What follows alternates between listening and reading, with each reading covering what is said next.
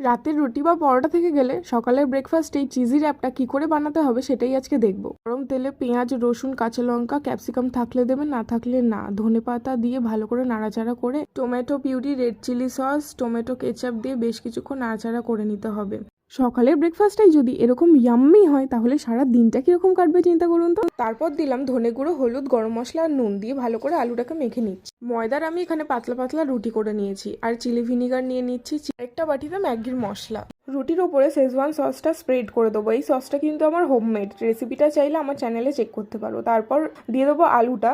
কুচনো পেঁয়াজটাকে স্প্রেড করে চিলি ভিনিগার, ম্যাগির মশলা উপর থেকে ছড়িয়ে নেব। তারপর চিজ দিয়ে দেবো।